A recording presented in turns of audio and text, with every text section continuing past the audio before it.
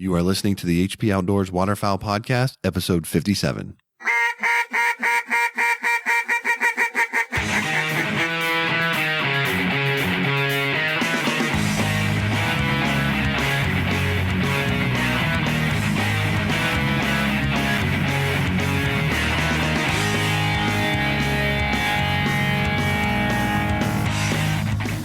This week on the show, we're talking duck numbers and what you can expect for the fall flight with John Devney, Vice President of U.S. Policy at Delta Waterfowl.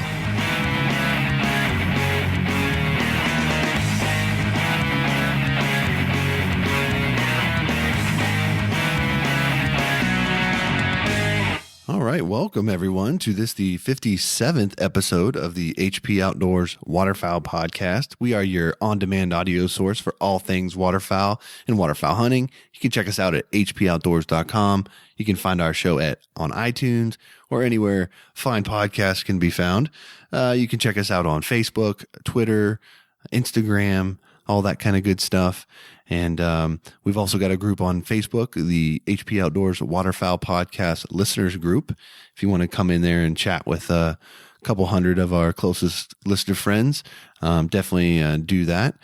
And joining me this week, as he always does, is Minivan Dan. Daniel, what's up, man?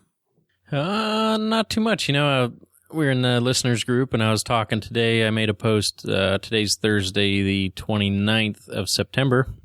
So one more day left in the month, but this month has been our best month for number of downloads. Yeah. So that's pretty cool. And actually the second best would be last September. So, a lot of guys get excited for the season. The big difference in this September to last September is we've only had 2 episodes out during this month of September, opposed to last year where we actually had 9. I think there were 4 full episodes and 5 of the Friday quick tips. So there was a lot more generated there. So, that just shows us that there's a lot more people listening, and that's pretty exciting. So we'll see how it keeps going the rest of the year. And, we'll just keep on keeping on. And thanks for all the support. And hopefully we keep bringing you episodes that you guys enjoy. Yeah, particularly the listeners group has been valuable because, it gives us a chance to kind of dialogue back and forth with guys that listen to the show and, talk a little bit about some of the things that we cover on the show. And actually for this episode, we put in there that we were going to have, John Devney from Delta Waterfowl on the show. And we said, hey, if you got things that you want us to talk about with him or ask him, put it out there and we'll pick up some of that stuff. So, we're actually letting those guys have a little bit of sort of inside baseball as to what's going on with the show and having some influence on what we're talking about. So if that sounds like something you'd be into, definitely check out the group and we'll get you in there, and lots of good conversation kind of going on. It's actually the good bad problem here is now I'm actually having a little bit of hard time keeping up with all the emails and the messaging and the Facebook messages and stuff we get. It's a little bit difficult to keep up with everybody, but definitely a good problem to have and happy to have it. So yeah, definitely appreciate everyone. We put this question out. John was going to come on again, and we had such a great conversation with him last time that we had to break it into 2 episodes. And he's just full of knowledge. He has to know on every state what's going on. And we pulled a lot of questions out of the listeners group. And, frankly, some of them are things that we wouldn't have even thought about. So, it's kind of the way to get your say onto the show. And, it's what you guys want to hear. So that's what we're doing. Yep. And this, you touched on it, but this interview that we have with John is definitely one of my favorite that we've had so far. We cover a lot of different things, but he's just got such a unique perspective in his position and with Delta and just sort of the role that he plays and the reach that he has as far as, who he talks to and who he meets with and the issues that he tackles and deals with on a day-to-day basis.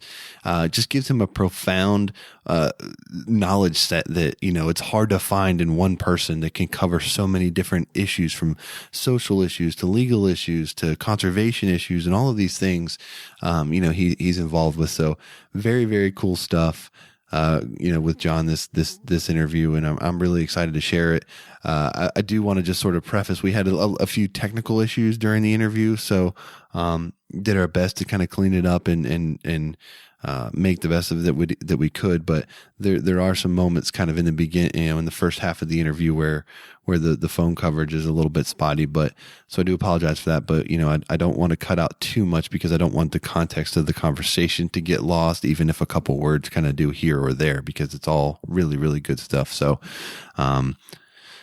other than that, I mean, honestly, I don't even really want to wait any longer. I want to just get right into this and let everyone, have the opportunity to listen in. So, let's go ahead and roll into it. And we're joined here now by John Devney, Vice President of U.S. Policy with Delta Waterfowl.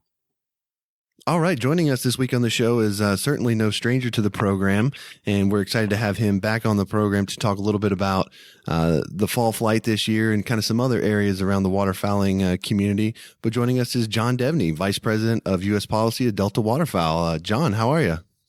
Yeah, I'm great, guys. Good to be on with you again. Absolutely. We're glad to have you back. And, we got a really kind of great conversation lined up here. We actually, before we had John, we opened it up to our listener base in the HP Outdoors Waterfowl Podcast listeners group on Facebook, and kind of got a pulse of the audience a little bit as far as what they wanted to hear. So we've got some great questions lined up for you this week, and we're interested to hear your perspective on a couple things. And I guess just to kind of start it off, let's talk a little bit about just sort of duck numbers and sort of what hunters across the country might be able to expect kind of coming down the flyway this year, and maybe just hit a little bit on kind of trends and sort of how the population overall is looking, and kind of where we stand from that perspective. Yeah, it's pretty fascinating. I think this year was the first year, as you guys will recall, this year's duck numbers didn't impact this year's regulations. They actually set the regulations for this hunting season, the one that I started on Saturday, last fall. Right. And so this year's duck numbers will actually be used to figure out duck seasons for next year.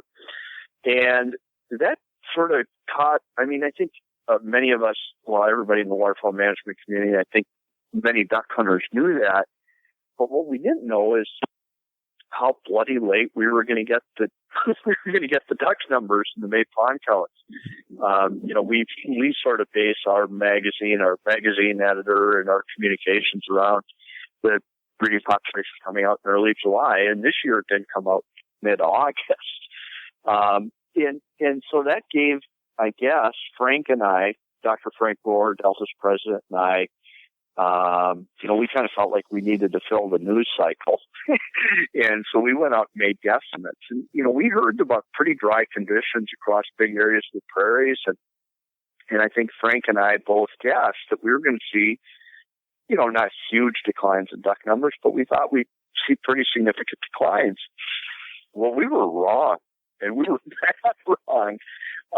Total duck numbers went down just a smidge, down 2%. Gadwalls were down a little bit. Canvasbacks were down very little bit. Shovelers down a little bit. Pintail and blue wings actually had pretty significant declines. I guess the most concerning one being pintails. But mallards went up. Widgeon went up. Green wings went up. Redheads went up. And scout went up. And so I think sort of the take-home message from this year's breeding population is we probably have better duck numbers than anybody would have guessed because we were really bloody dry in the prairies.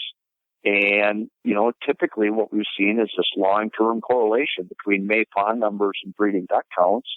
And we had ducks do really pretty well despite the fact that May ponds were down 21% from last year and 4% below long-term average. So we got below average ponds in weight with the exception of pintail.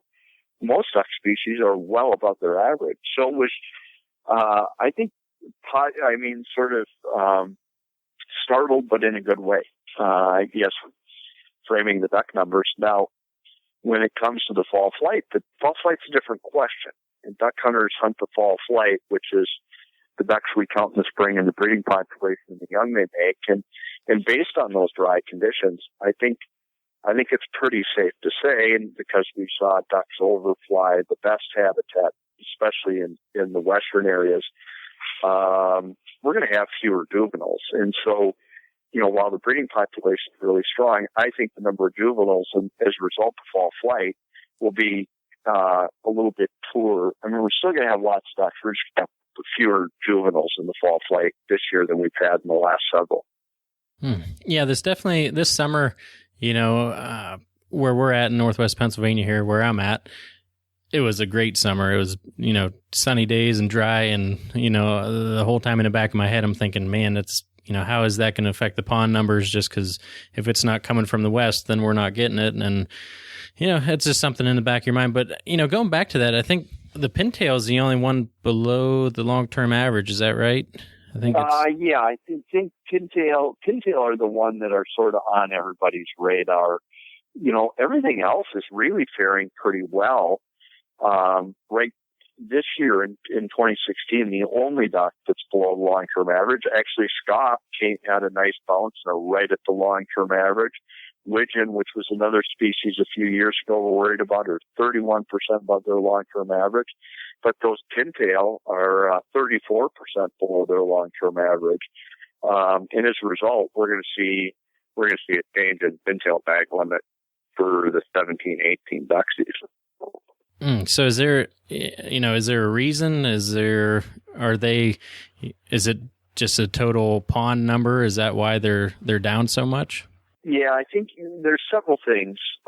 First, pintail are a duck that we've had some pretty good pintail numbers in recent years, but pintail haven't, especially in Prairie Canada, haven't recovered the way other what we've seen with gadwall or blue-winged teal or mallards even.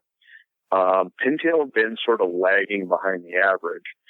The one thing about pintail is we know a lot of things about pintail. One of the things we know about pintail is they nest early.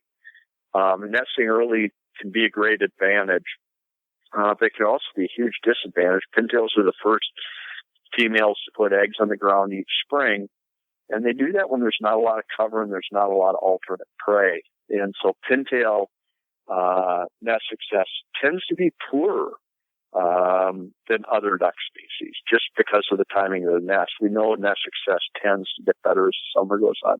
The other thing is pintail are very sensitive. Pintail are a wandering sort of prairie duck, and they chase small wetlands. In the small wetlands that are most important to pintails are those little itty-bitty temporary and seasonal wetlands. Well, of course, those are the ones that have been lost to drainage, and those are the ones that are dry in a spring like this.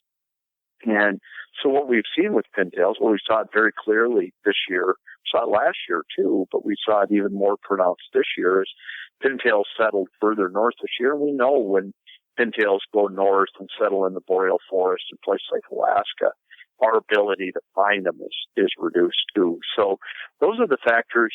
Pintail haven't done as well as other ducks. They're really hardwired to those temporary and seasonal wetlands that we've lost a pile of, especially in Prairie Canada. Those small wetlands are the kind of ponds that were most severely affected by drier conditions. And then when they drift off into the bush, we don't count them with nearly the precision as the prairies. Man, I tell you what, you're one of my favorite guests. You ask a question and just wealth of knowledge, so I really do appreciate you giving us time. But moving to my next question, I'm seeing the green-winged teal is 104% over long-term average, blue-winged teal's up, redheads are up, canvasbacks are up, and I'm thinking, in Pennsylvania we don't have an early teal season, and it seems like every migration comes right after our duck season goes out. So we don't even make it into January this year. I think December 31st is the last day of our duck season. And I'm just wondering, does Delta ever get into the state level about, the seasons or working with them with dates and bag limits? And, do you guys make those kind of calls at all? I think where we get involved, and I'll give you a great example, is one of the moves the states wanted to make a few years ago, but the Fish and Wildlife Service was reluctant to do it, was give states more flexibility around zone split. And we advocated very strongly to the service that they provide that flexibility to states. And you take a state like Pennsylvania, take a state like Illinois, Pennsylvania is a little different, but you've got You've got the North, which is very different from the South in terms of species composition, the way guys hunt. Illinois is a long state, north to south, and there are a lot of states that want that flexibility in how they zone and split. And so we worked very hard with the Fish and Wildlife Service to give the states that flexibility. When it comes to the states, a couple things we don't do is we don't get involved in setting where zone boundaries are, or picking dates, picking winners and losers.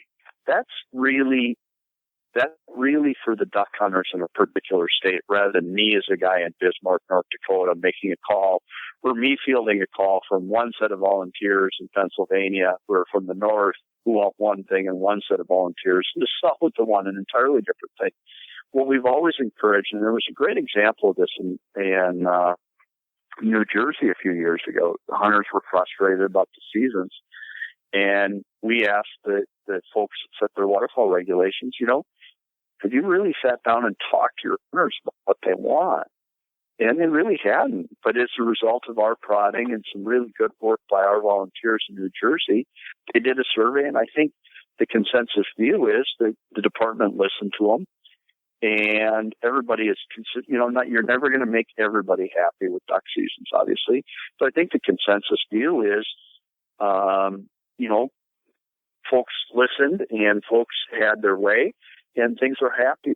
So one of the things we always do with our partners in the States is really encourage them to listen to the duck hunters. And don't just listen to this loud 8 duck hunters who may live one place and hunt one way. Listen to the whole breadth of your state. Now, the challenge with it is you get lots of opinions and you have to sort through it. But I think everybody wants the opportunity to be heard on that stuff. That's something we really encourage our state partners to do. Yeah, that's a really good point. And I mean, Pennsylvania is a good example, like you mentioned, because, where Dan's at in Northwest PA, on the, shore of Lake Erie, essentially, is quite a bit different, than what the guys in Southeast, Pennsylvania are, dealing with it, or almost down into Maryland and stuff. I mean, it's quite a gap as far as what they're experiencing. So I think what you're saying there is a really, really great point that a lot of guys probably don't think about if, they're only hunting the western part of the state or something like that. But, you mentioned, New Jersey, and I think that's a really great example of kind of what my next question for you is. But, I want to talk just for a moment specifically about black ducks. The population numbers, seem to bear out that the population is steady and growing. And, yet we have, 1 duck limits. And, for us in Virginia, our 4-day early duck season in October, you're not allowed to shoot black ducks. So I'd like to just kind of get your opinion on the black duck in general and sort of, what you might forecast for the future of that duck, as far as, the possibility of, expanding the bag limits or, any kind of reasons, as to why that hasn't happened or why that might not happen sort of in the future. Well, I mean, black ducks, if you look at where black duck populations have been over the last few years, and, remember, we've only really got good black duck breeding data. If you look in the traditional survey area and you look at mallards and pintail, we have data all the way back to 85. And most folks don't know this, and I'm probably outing a few people, but the only reason we have an Eastern survey in the first place is because the Humane Society of the United States sued the Fish and Wildlife Service and said, how can you have a black duck season when you don't know how many you have? We used to survey black ducks exclusively with a midwinter survey. We don't have really good breeding data going back that far for black ducks. But if I think back to black duck numbers over the 18 years I've been at Delta, they seem to be revolving around sort of a new level. They're right around that 500,000, 600,000, a little bit above, a little bit below, sort of year over year. What that tells me is they're operating around sort of a new equilibrium in the population. They're operating within some lower level of carrying capacity. And so if I look at that population and you kind of flatten it out, you throw out the highs and the lows, they're pretty stable. Now, in Atlantic Canada, they have more liberal black duck regulations, but there's very few hunters. And you go to a place like Prince Edward Island, Nova Scotia, that's really the duck they have in that part of the world. I think I'd be hard pressed to imagine a time where we see really liberalized black duck regulations in the U.S. They're a duck that, people continue to be concerned about. People still don't really understand what's caused the decline. There's lots of hypotheses, but not the smoking gun hypotheses, I don't think. And so you got a duck that's sort of teetering along, and doing okay, but not doing great. I think the tendency in that environment is going to be pretty conservative regulations. Good stuff. And then, I'm going to move straight out to sea ducks and, just try and get your thoughts on, the shorter season from 107 days to 60 days. And, my first thought, I think it was a little scuttlebutt last year about it possibly dropping. And then, this year with the dropping and, I'm thinking about like Jeff Coates and, we had him on the show and just thinking, that's his livelihood is, going out. He does the fishing too, but, the sea ducks is big. So to cut that almost literally in half, just try and get your thoughts on that and kind of, what are the methods used that led to that? Well, I think, I will give the Fish and Wildlife Service in the Atlantic Flyway States a lot of credit because I think, I think they very intensively went out and talked to guys like Jeff. And I think the consensus view from most of the outfitters, most of the feedback I got was these guys sort of looked around and said, yeah, there's something going on here with some of these species. Now, the one thing that people don't think about when they think of ducks, they think is a duck is a duck is a duck is a duck. And yeah, they're all kind of ducks, but they're really different. One thing about sea ducks is they have much lower breeding propensity. Female eider doesn't until she's 2 or 3 years old, unlike a female mallard or a female blue-winged teal or a female pintail. So the reproductive is far lower. And so, one of the things that we think we understand is that the species reproductive potential and tend to have higher survival. Those species that could be higher survival, longer lived, those are the species we think harvest has an impact on. You guys would remember not that long ago, the Atlantic population Canada goose season was shut down, and it was shut down for a very similar reason. Canada geese, relatively low reproductive effort, typically high annual survival, and harvest. There's a place where harvest will show up. It's on those kind of species, and but everybody looked at, and we don't know much about them, and we better start exercising some caution. So I think that's what the case was. But again, I give a lot of credit to the service in the Atlantic Flyway States for really reaching out to hunters and having a conversation with them about it.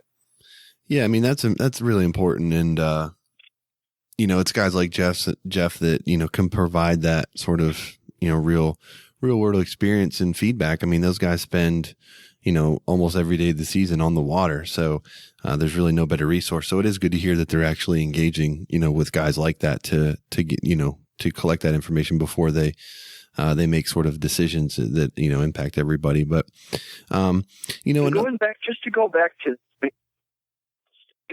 one of the things we encourage our volunteers that we're going to be impacted by this is, now all of a sudden the states have to fit a 60-day sea duck season in, right? Instead of a 107-day sea duck season. And listen, that's, everybody knows the 107-day sea duck season was not really a 107-day sea duck season because nobody was hunting those ducks for 107 days.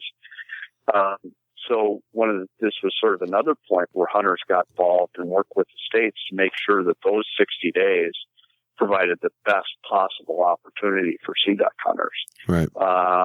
And I think that's going to be really important. If this is the new reality, the shorter seasons are the new reality, we got to make sure those seasons are, if we have to cut the season, we have to cut the season. But let's make sure those days are optimized to provide good opportunity to the guys who want to go out there and hunt those ducks on the big water.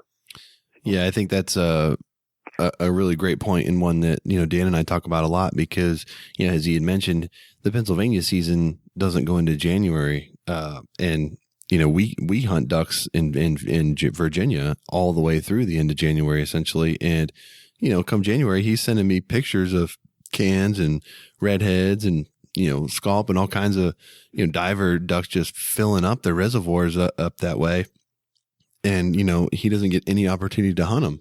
And it's, it's unfortunate. And it just seems like if they were engaging with the guys that are out there hunting, they would get some of that feedback. So we kind of wonder if they're going to make a shift at some point, to try to adjust that season to sort of hit that prime spot, in the migration. And again, it does change obviously from year to year, but, it sure seems like at least the last several years, it's been kind of late to the, it's kind of missed the party there, so to speak, on the fall flight. Yep. Yeah, and they do have forums where a lot of guys go and speak their mind, but, I think there needs to be more of a grassroots effort, it seems like, because they haven't changed it. And I think last year we actually went into January a little bit, but this year, end of December, and it's tough because I drive by Conneaut Lake every day on my way to work, and I look out there and just see rafts of canvasbacks and redheads. I'm just like, oh my gosh. So it's and I get razzed because I don't diver duck hunt, and it's like, what, they all show up when season's out. So I haven't spent the money on a rig, but maybe one day, maybe it'll change here soon. Yeah, that's all we can hope for. And actually, one thing that's been trying to change, John, is the snow goose population, and there's some interesting kind of stuff going on right now. And I recently read something about a study that was being proposed or was going to take place through the University of Missouri, I believe.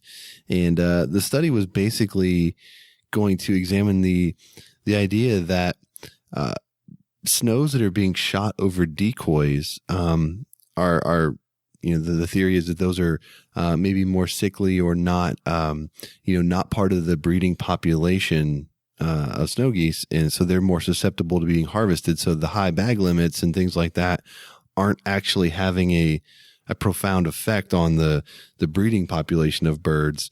And I'm curious to sort of hear what you think, what your thoughts are on that kind of idea, and do you think there could be any relevant, any truth to kind of that theory?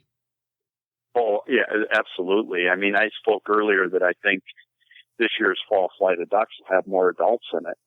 And listen, it is absolutely accepted as gospel fact within the harvest management community that there is a huge difference between adult and juvenile vulnerability. And what I mean by that, that's a fancy way of saying young ducks and young geese die at a much higher rate than old ducks and geese. Right. We say juvenile vulnerability at nice cocktail parties, but the reality is everybody in the free world knows that young ducks and geese die at a higher rate. And there's been a number of studies that have shown over time, both with ducks and geese, that the birds harvested over decoys versus just randomly killed through any means necessary, are in poorer physiological condition. So we've got two signals. We know juveniles are more vulnerable, and we know that birds of poorer physiological condition are more vulnerable. Now, that's math stuff.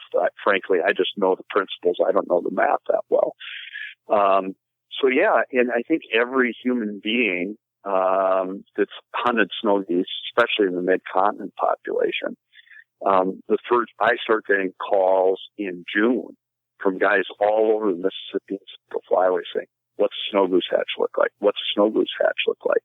Well, that's because every snow goose hunter that chases those buggers knows that if there's a lot of dirty gray birds in the flight, it means it's going to be easy pickings. And if it's a bunch of shiny white devils, it's going to be very hard. And so, I mean, this is fact. And I think it's fascinating going after it. I bet you I know what they're going to tell us is that really what we're cropping off, primarily juveniles. Although if I go back and look at the bands that I've shot a lot of old snow geese, but those are the banded ones. Right. The big days that we have on shooting snow geese, there's a lot of, we have gotten to the point where we don't hunt the front edge of the snow goose migration in the spring because we know that they're all those shiny, cagey adults. Those dudes go chasing back up to the Arctic, and then we shoot the backside because we know that's when the dumb juveniles are going to show up and they're going to be more vulnerable. I'm just thinking about social media and the guys that do, run the outfits and stuff, and, their headlines will be, the juvies are here. So, they, like you said, they do know that it's easy pickings and that's the time to book your hunt and get out there and start shooting them is when they show up. But, with all the problems that the snows do cause, is Delta trying to get involved to help lower the numbers in any way? Talking maybe higher unlimited bag limits or possibly even baiting. Is that any kind of issue that could help, you think? I think, guys, I don't know. I mean, I don't know what more we can do to sort of increase the harvest of adult snow geese short of shooting them out of helicopters like we do with feral hogs. And I think it's important to remember those juveniles that we're shooting may not be entering the breeding population that spring, but we're keeping that potential breeding population down the line a few years in check.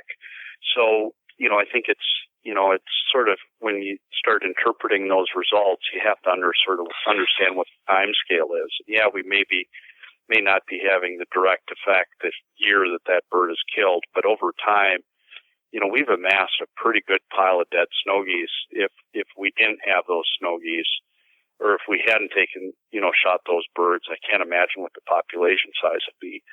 But I think the other thing that we should sort of keep in mind is when I started at Delta in 1998, years before that, we were on the verge of having a theoretical doomsday scenario where snow geese were going to get so abundant that they were going to destroy the tundra and displace shorebirds and displace ducks and other geese and eat themselves out of house and home. And like a lot of things in nature, that hasn't happened. Our predictions haven't happened. And, I haven't heard a hue and cry and concern about the tundra for many, many years. And it seems like maybe those habitats are a little more resilient than we gave them credit for. The other thing is those geese have moved. And so when their conditions deteriorate, local habitat conditions deteriorate, they're starting new colonies.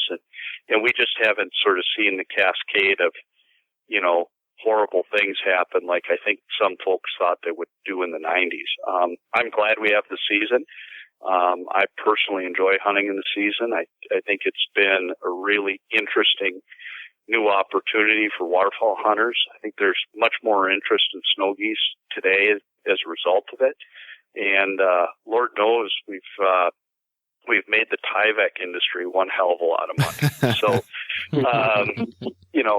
and there are a lot of happy guides and outfitters and guys that, and I don't know what we do with all the mud that we accumulate on spring snow goose hunts, but, there's certainly a high level of interest in it in many parts of the country. Yeah. A lot of times I always kind of wonder, and you talk about the tundra and being, the habitats being more resilient and the birds moving. And, a lot of times when you see situations where animals are overpopulated, you'll get one year where they'll have a severe, disease breakout or something like that. And it kind of knocks the population down, sort of Mother Nature's way of maybe regulating it to some degree. Has there been any kind of, disease, in recent memory with snow geese that has knocked out a significant portion of the flock? There really hasn't. The big thing that's limiting for snow geese, and it's a big difference on many of the breeding colonies this year versus last year. You had many, many, many colonies, especially that feed the mid-continent population, that had literally zero recruits last year. Had some freak storms when the goslings were on the ground, killed all the goslings. So we had virtually no juveniles last year. That really is what regulates Arctic goose populations, is it is very boom or bust. And so, but you've had years in the last number of years where you've just had almost zero recruitment coming out of some of these places. We haven't had the disease outbreaks. In fact, the disease outbreaks we have here in many areas of the prairies is botulism. What used to kill a gazillion ducks and geese in the wintering ground was what they called fall cholera or duck virus. And, yes, there's incidents where we see disease die-offs, but they're fairly localized and they're fairly small impact at a population scale. And I don't know what's changed. I think maybe the food availability and habitat availability on the wintering grounds has changed, but we just don't hear about those big cholera outbreaks anymore. Right. It just seems like if the population situation was that dire, as I mentioned, Mother Nature kind of seems to have a way of taking care of herself in a lot of ways. You'd almost expect to see some big purge of some type, whether it be a weather incident or a disease incident or something like that. So maybe, the strategies that, that have been taken by the waterfowl, conservation community has been enough to, sort of stave off those kinds of massive events, but who knows, I guess ultimately, but, let me shift gears a little bit here. As I mentioned earlier, we opened up the fact that we were going to talk with you to some of our listeners and solicited some feedback in what they wanted to hear about. And, we got some guys that are out in the state of Montana listening to the show. And, something that's kind of been in the news a little bit, out that way is the stream access law. And really what this all revolves around ultimately is access, to areas that, guys can hunt and things like that and fish. And we're just kind of curious to see, sort of what your take is on that and sort of, how does Delta to get involved in issues like this when they come up as far as, hunter access and things to that effect? There's two things that have to be sort of sorted out on this sort of stuff. There is one that is, there's two things that I think are very important and very central to this sort of American sort of conservation, North American wildlife model. And frankly, central to our Constitution is there's a nexus between trying to sort out the limits of private property rights and the limits and the sort of expansiveness of the public trust. And both of those are absolutely essential features for conservation, for hunting, and for everybody else. And let me start on the private property side. If you go back and you think all the way back when we founded this country, one of the essential features of our founding was built on the notion of private property rights. And listen, I deal with it every day. If you're a guy in North Dakota that worries about ducks, I would say probably 95% of the ducks produced in North Dakota every year are produced on private lands. And so those are people that aren't here to get paid to make ducks. They're paid to make a living farming. And so you got to respect that private property right. Now, where we get into challenges is that there are these gray areas where, there's an interests that sort of bump into each other between the private property right, which is sacrosanct to our system, but the public trust right, which is equally sacrosanct and absolutely essential in the North American sort of wildlife management model, which is the best model in the world. And we're very vigorous about ensuring that the public has access to the public trust. We were involved in an issue a number of years ago in Montana that revolved around Mitchell Slough. And Mitchell Slough was thought to be private water. It was thought to be a private ditch. Some interest went in there, developed it, turned it into an absolutely world-class trout fishery, but it was connected to navigable water. And there was this long, tortured court battle about whether it was private water or it was public water. Well, the Montana Supreme Court ultimately found that it was public water. Well, not only did that give guys with 9-foot 5-weight sacks and fancy Sims waders the opportunity to get in there, a few enterprising guys figured out there were ducks to shoot. Well, in that instance, some of the adjacent landowners started baiting their properties along Mitchell Slough to essentially render Mitchell's, under the current federal baiting law, if you're shooting ducks that are under the influence of bait, which can be up to a quarter mile away, that area is considered baited. So basically what these people did was bait an area big enough to keep people de facto out of Mitchell Slough. And we raised holy hell about it. But ultimately, these issues really need to be resolved by the court. And Montana has it. But the fascinating thing is the Montana stream access law is very different, for example, than the Wyoming stream access law. In Wyoming, if you're not wet, you're breaking the law. And in many instances, you can't even access the stream as it's flowing through private land. And so, we've got to let the state courts figure this out. And consistently, the state courts have found in the public's interest. Yeah, it's a tough situation, especially, I can't imagine how much you have to know, different state by state, because I believe on 2010 was one of the first times I was out in Colorado, and we rented cabins on an elk hunt, and the guy had he would rent them out to fly fishermen, and I asked him, I was like, do a lot of people float down through here? And he's like, yeah, and I watch them, and if they touch the ground, if they touch anything, I'm calling, like, you're going to have the fish and game here. So I was like, wow. So it's, just how strict and how different each state is. I'm sure that's pretty exhausting for you. But, staying in the politics side here, we have a very large election coming up.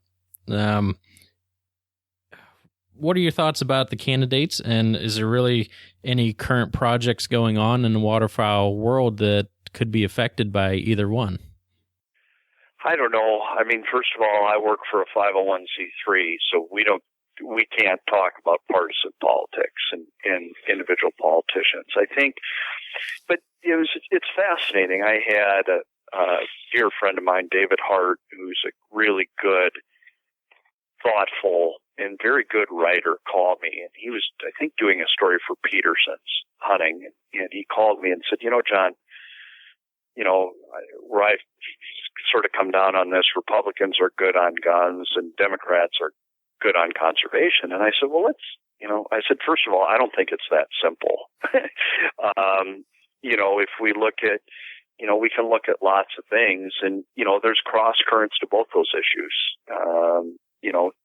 There are Democrats that are good on guns, and then there's Democrats that are there's Republicans that are good on conservation. And I think it's really, we've got to really check ourselves when we start drawing these sort of general lines around these issues. And yeah, that's a safe answer for a guy that works for a 501c3, but I think it's good. I think it's good practice for all of us in our lives. We've got to really look at candidates. We've got to really think about what their values are.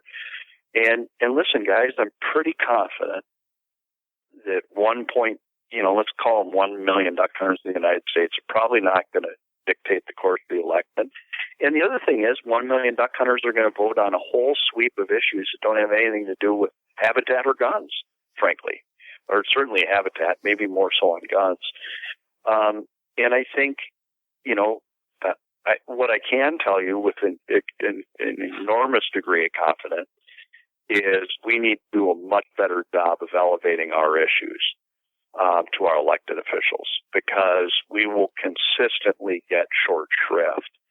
Independent on who becomes president or who has control of the House or who has control of the Senate or the state legislators, I think it's really up to us to make sure our issues are elevated to people that are in a position to, impact what we do. And that's, we talked earlier about zones and splits on duck seasons at the state level. And there's state issues that are coming up all the time. Pennsylvania doesn't allow mentored waterfowl hunting like it does deer hunting, as an example. We need to change that with the commission. but there's going to be issues that are going to have big consequence for hunters and for duck hunters specifically in the next several years.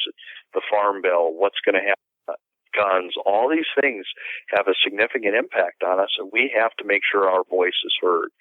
And I think duck hunters are much more comfortable, riding boats through 4-foot waves than they are getting involved in politics. But that's a sure way to make sure we go extinct if we don't get involved in these issues.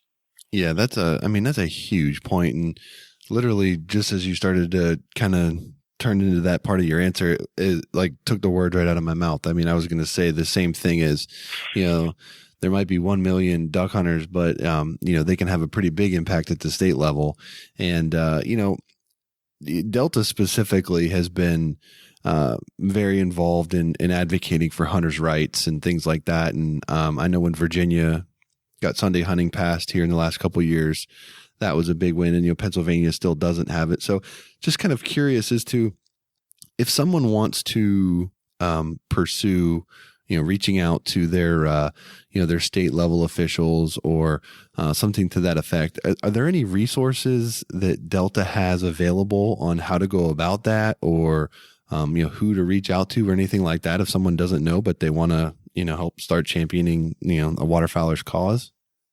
Yeah, we have this enormous, vast resource called John Devney. And that's, don't take that as me being arrogant or smug. I handle all these issues all over the United States, from the municipal discharge ordinance all the way to federal waterfowl hunting policy and the federal Farm Bill, right? And the good news about that is, we've seen a few things. In my 18 years, I've seen a few things, and I've learned a few things, and I think that where you start to see the marriage really work. Now, Delta isn't going to be in the state legislature, and we're not going to be at a township meeting in Pennsylvania or North Carolina or Boise, Idaho.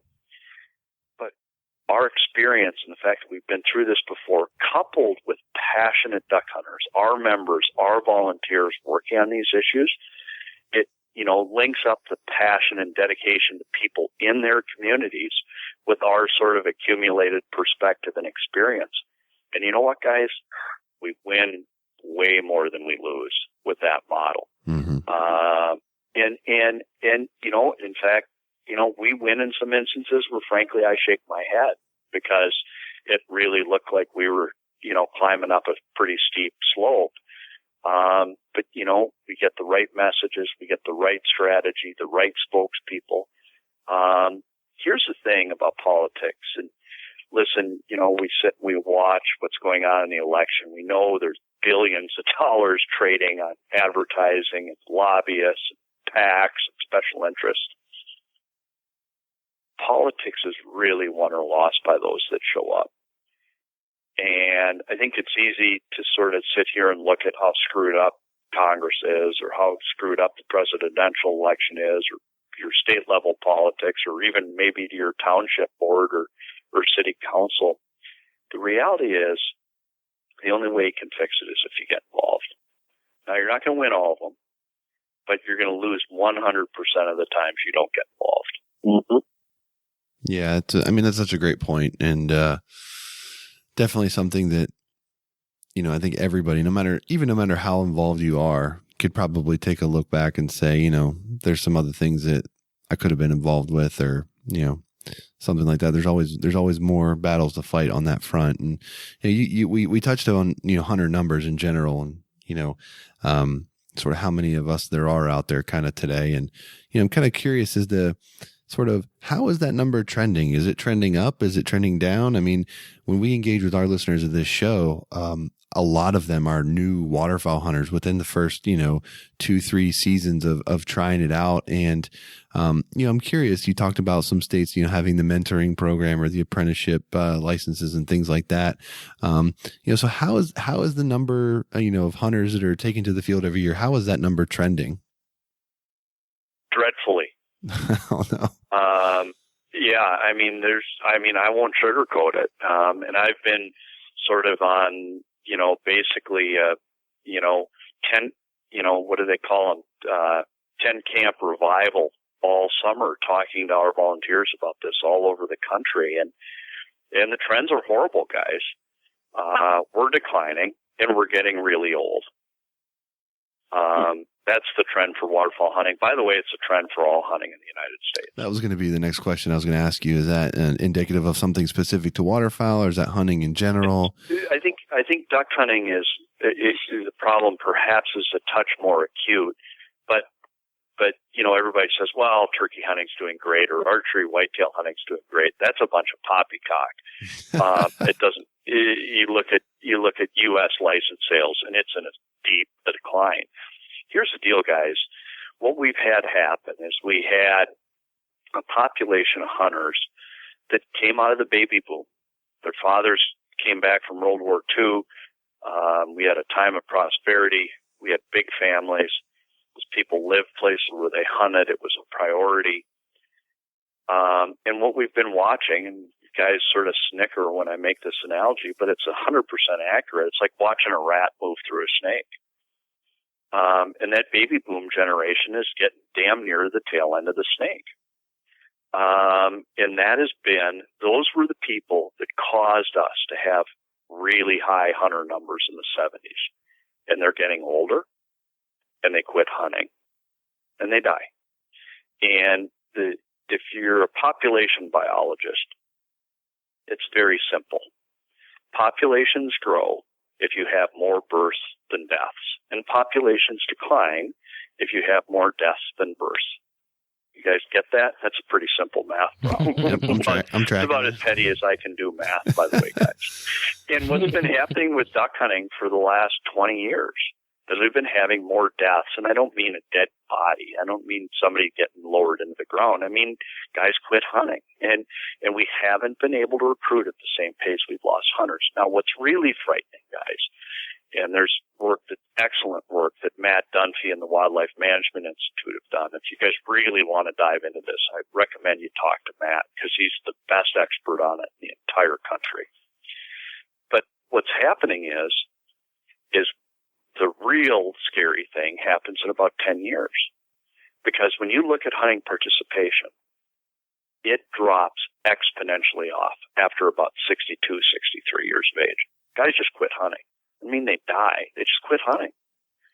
And, I look at my father.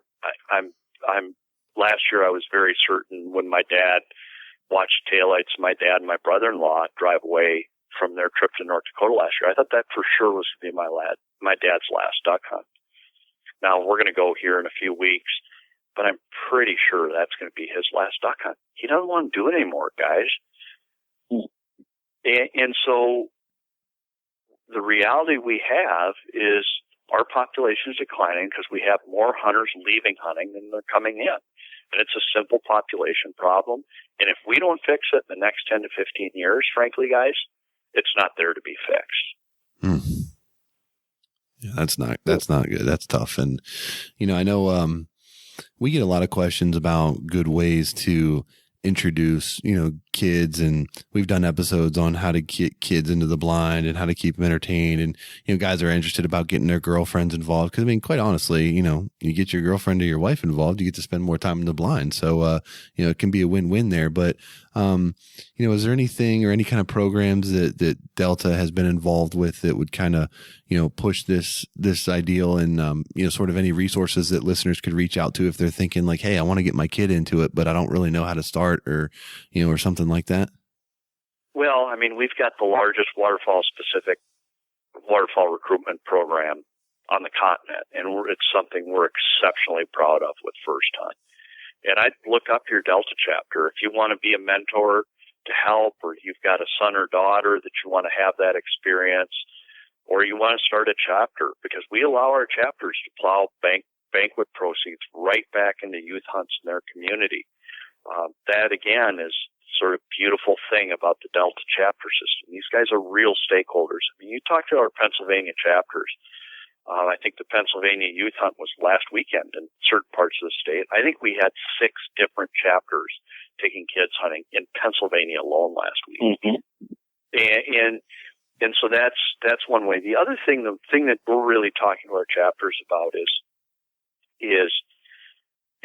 when we start talking about recruitment, the natural tendency is to think about boys and girls, 12-year-olds, 11-year-olds, 13-year-olds. Do you guys know the second most important population demographic when people get exposed to hunting? No clue.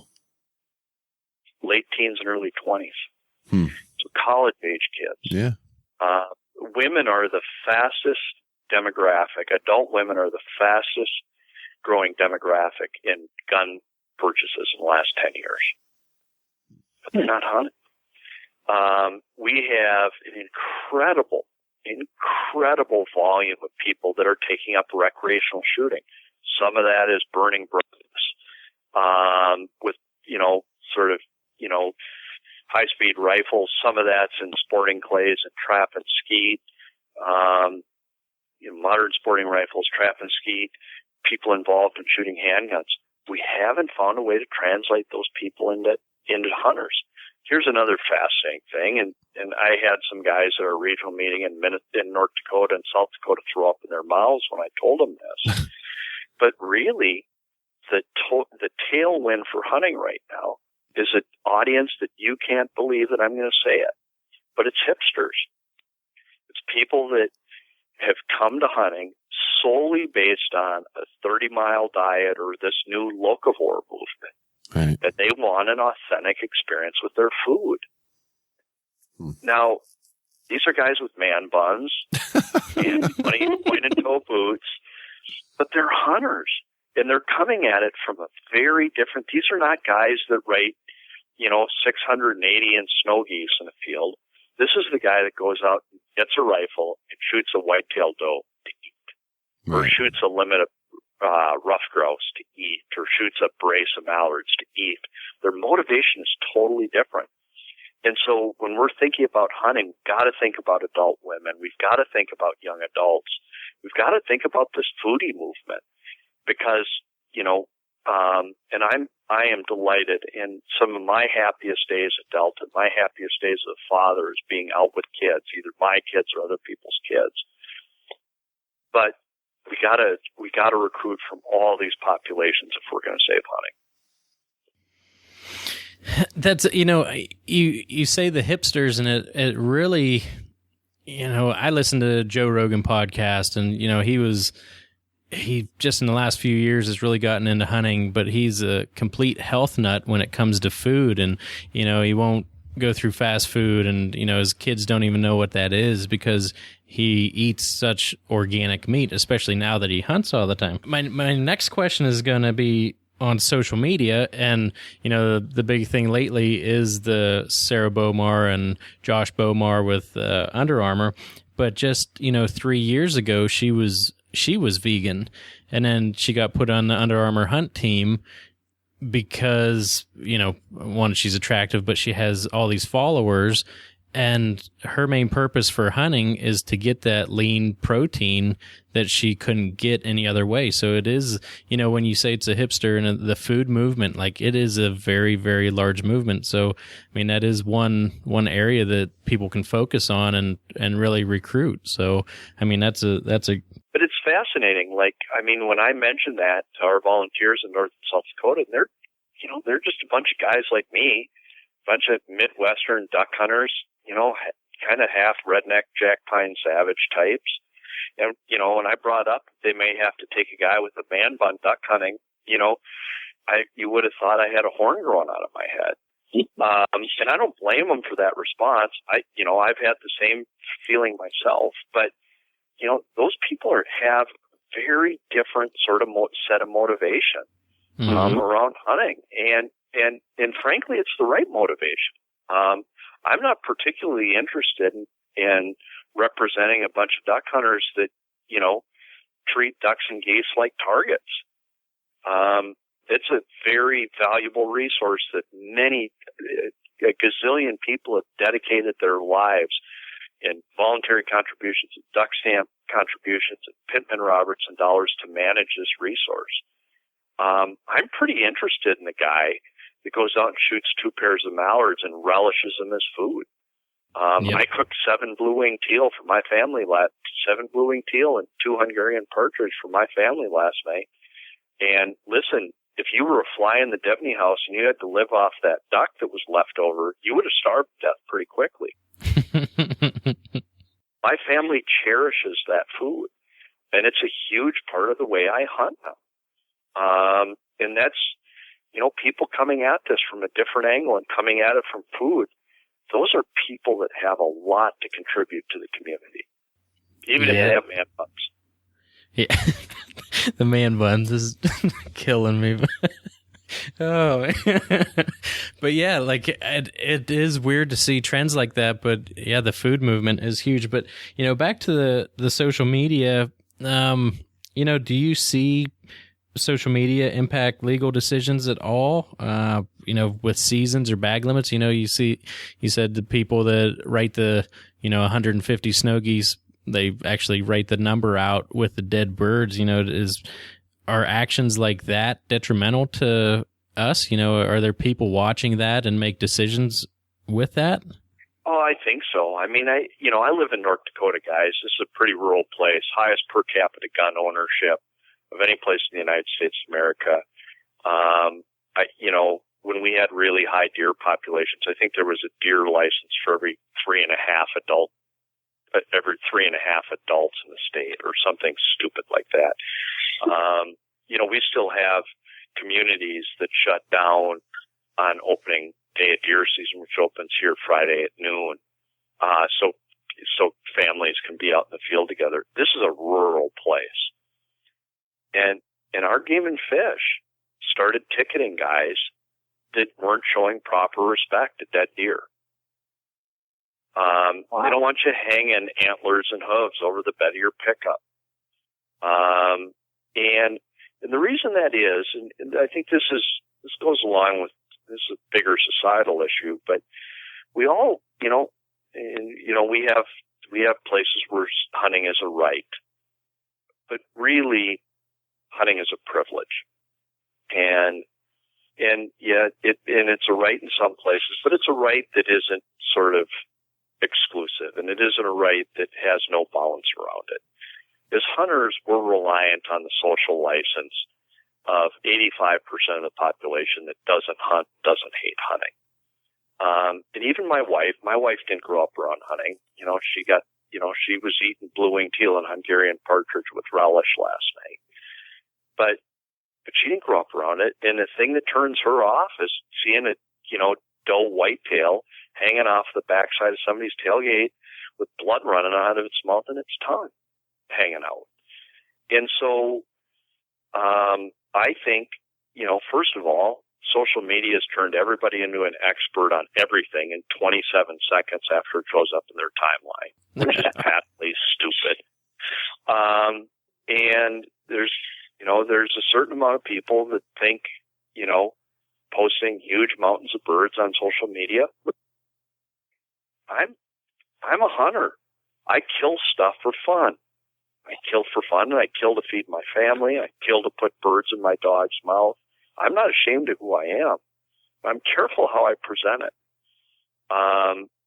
And one misplaced image could show up in an HSUS ad the next week. And I'm not afraid, and I'm not embarrassed, and I'll go to the woodshed with HSUS every day of my life, and I will represent duck hunters as well and as vigorously as I can. But let's not make it easy on them. Let's conduct ourselves. This isn't a blood sport. This is something that's got wonderful tradition, wonderful values. Yes, we shoot stuff. Yes, it's what we do. Yes, we eat the animals we kill. Yes, sometimes we shoot a lot of them. And I am as delighted to be a part of a big snow goose shoot as anybody else in the free world.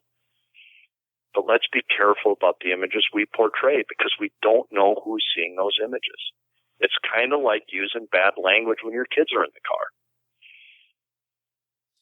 Yeah, I mean, it's definitely important that, we talked about this on our episode with social media, and how we can, do as much, harm to ourselves, and sometimes we're our own worst enemies. And, quite frankly, I turned to what social media has turned just hunting in general into a completely different animal. And when you were talking about the hipsters and hunting to, put food on the table and things like that, the first thing that I thought about was, my dad and my grandpa, that's what they talked about when we hunted. I mean, the biggest buck that my dad ever shot that he put on the wall, is something that, you would never catch a guy on the Outdoor Channel even showing that on the video, let alone shooting it. It's one that they let walk for 3 or 4 years or whatever. But, at the time, we were worried about putting food on the table and stuff like that. So, I think for a lot of people, the mind shift has changed to some degree, but, I still hope that through,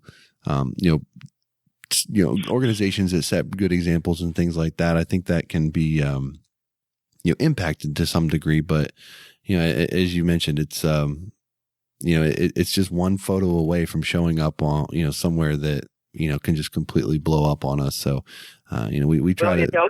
I'll give you a great example, guys. So we did a bunch of focus group work on hunting in Canada amongst people that were not anti-hunting, but non-hunting public. I'm going to give you a statistic that is horrifying. Most Canadians that didn't understand hunting didn't know that deer hunters ate deer. They thought it was all about shooting a rack to hang on their mantle. And they also thought that it always involved alcohol. Wow. Now, you think about things that are absolutely mortifying for the future of hunting. I'm going to have a conference call tomorrow with some folks that are going to really get into this issue and start talking to the non-hunting public. But, when we have the non-hunting public not understanding that the guy that shoots deer is taking that home, processing it, putting it in white paper and feeding his family with it for a year, if we miss that point to inform the public that that's what's happening, we will lose that social license that I talked about earlier. Mm-hmm.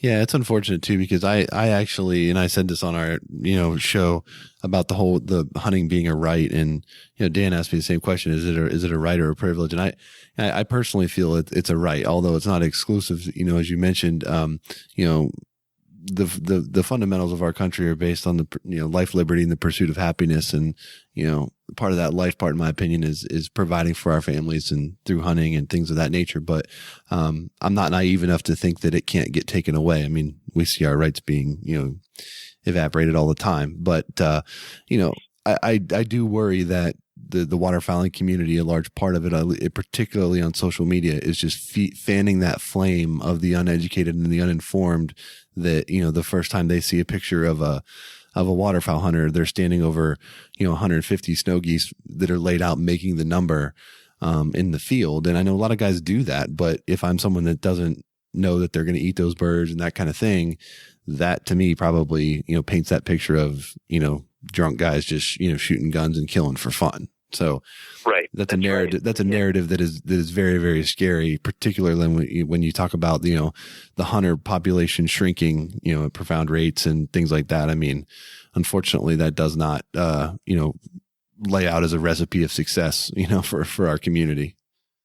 Well, and think about it. I mean, people's sort of view of nature and wildlife is very different. And this is something that Matt Dunphy at the Wildlife Management Institute talked about, is people's sort of value orientation around animals is very different. 50 years ago, people had a very utilitarian view of animals because they grew up on farms. They had livestock. They had chickens. The chickens didn't just go to the county fair and weren't just part of the 4-H project. The chickens ended up in the pot. People understood where their food came from. We had a very different orientation towards nature than we do today.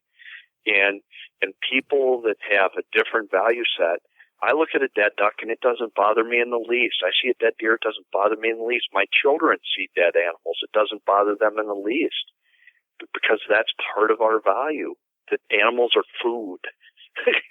But there's a whole gazillion people in the United States and Canada that don't have that value set.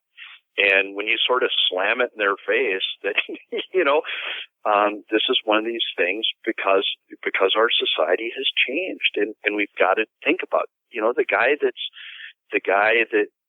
guy with the man bun and pointy boots that's shooting a whitetail to eat to eat backstrap steaks and roasts, his concept, the guy's just going out and shooting stuff, he is as horrified by that as anything else in his life, because it doesn't set his value system.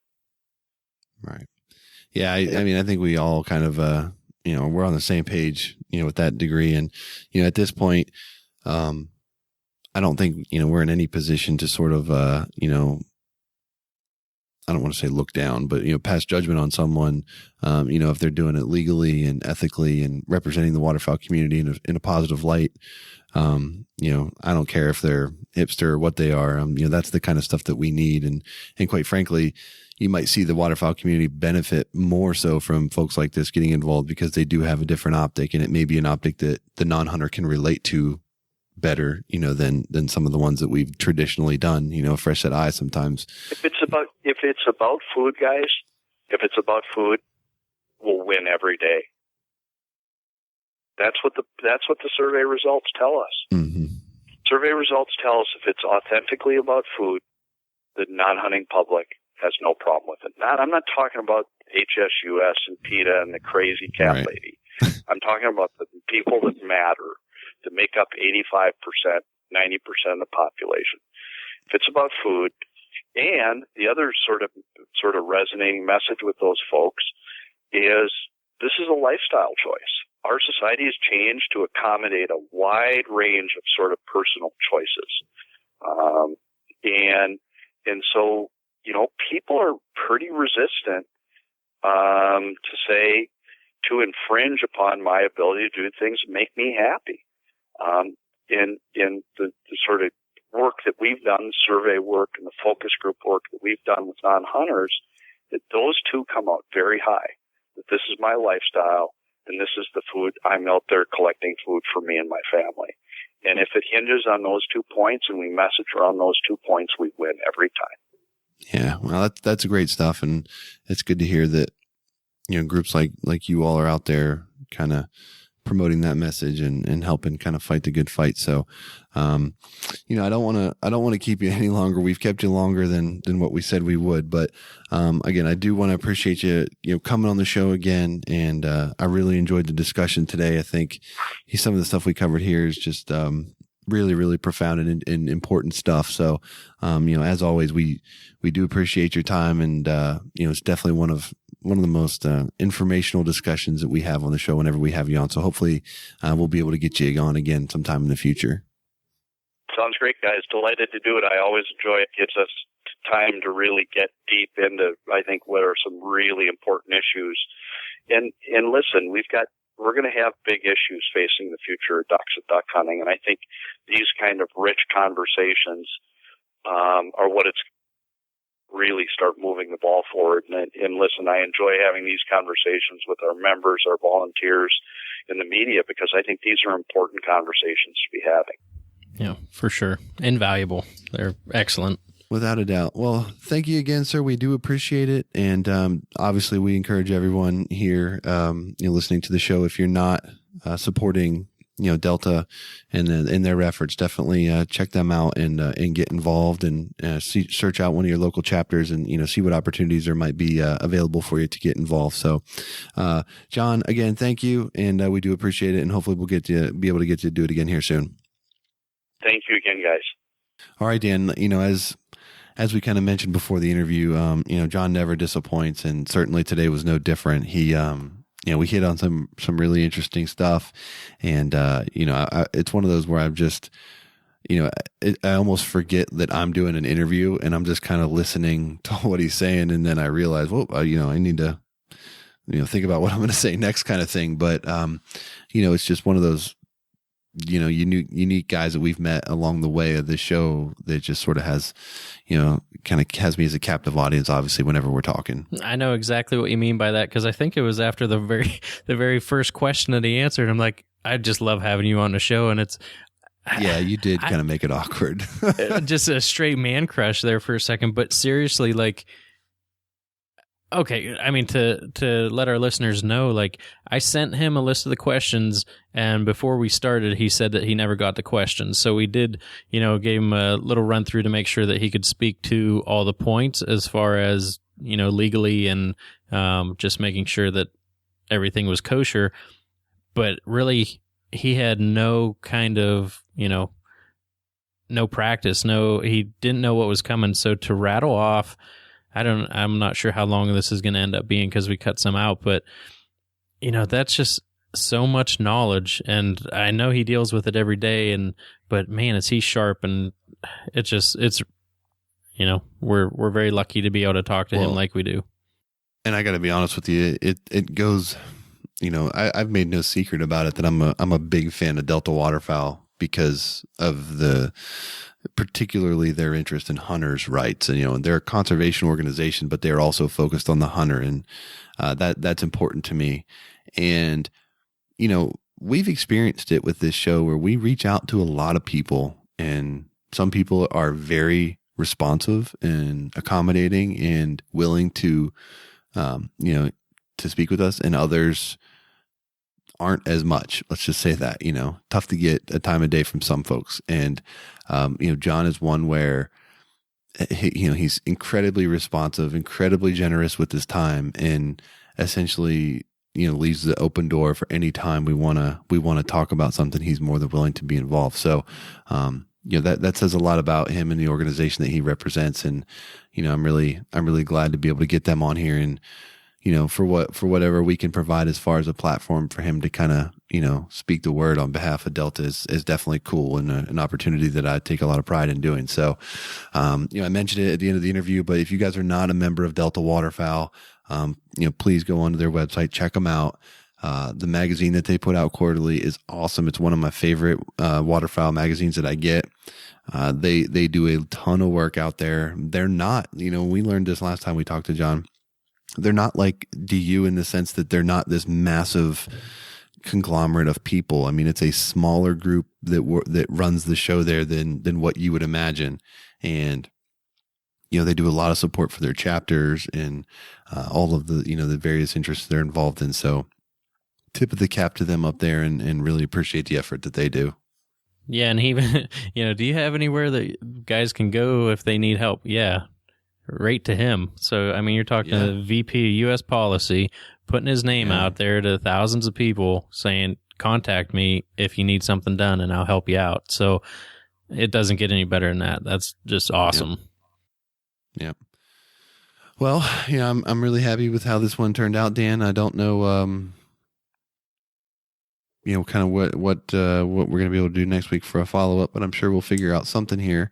I'm not going to be hunting this between now and the next episode, so I'll have to make up something, I guess. No, I don't know when your season comes back in, but we're going to kind of shift gears a little bit here and kind of get into some more, different stuff with tips and techniques and kind of things like that. Now that the seasons are kicking off and guys are going to be out there, sort of coming across various challenges and things. So we're gonna try to focus a few episodes on some of those kinds of things. But we dedicated the beginning to the listeners. You guys keep us going, and we still have guys asking about how to donate to the show. So that's on our website, and super awesome. We're really appreciative of that. It covers our cost. We're not making anything doing this, and that's super cool. And I think we did a good dedication to our listeners these first couple, taking their questions and then taking them again and getting them answered by the main man over there at Delta. And now we'll, kind of, like you said, switch gears, get back into, some bigger name hunters and how they roll and get the job done. So a lot of good stuff coming down the road. All right, as always, we'd like to thank you all for joining us for the 57th episode of the HP Outdoors Waterfowl Podcast. If you'd like to catch up on any of the old stuff we got out there, check out our Facebook page or our Instagram page or our website at hpoutdoors.com. Of course, iTunes always has this stuff as well. Hopefully you enjoyed our discussion with John Devney. A lot of great information to take away from today, and hopefully your duck season's kicking off in your neck of the woods and you're getting out and spending some time in the blind. So for Dan, till next time, I'm Josh. Take care.